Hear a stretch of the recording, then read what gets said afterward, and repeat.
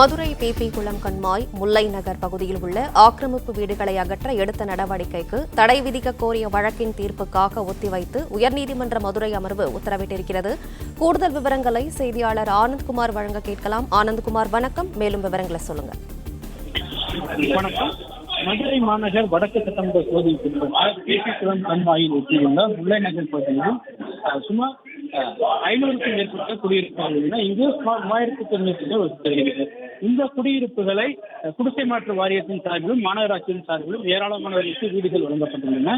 இந்த நிலையில் பிபி குளம் கண்மாயில் ஆக்கிரமிப்புகள் செய்யப்பட்டு வீடுகள் கட்டப்பட்டிருப்பதாகவும் இதனை அகற்ற வேண்டும் என தொடரப்பட்ட வழக்கை விசாரித்த உயர்நீதிமன்றம் மற்றும் உச்சநீதிமன்றம் ஆக்கிரமிப்புகளை அகற்ற வேண்டும் என உத்தரவிட்டுள்ளது.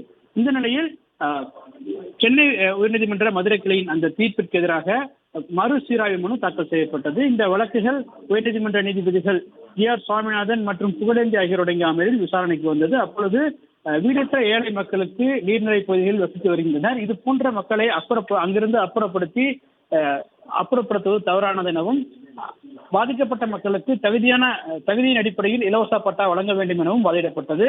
அதே போன்று அரசு சார்பில் சம்பந்தப்பட்ட அனைவருக்கும் உரிய நடவடிக்கை எடுக்கப்பட்டு வருவதாகவும் தெரிவிக்கப்பட்டது. இதனைத் தொடர்ந்து அனைத்து தரப்பு வாதங்களும் நிறைவடைந்ததை தொடர்ந்து வழக்கினுடைய தீர்ப்பினை நீதிபதிகள் தேதி குறிப்பிடாமல் தள்ளி வைத்து உத்தரவிட்டுள்ளனர்.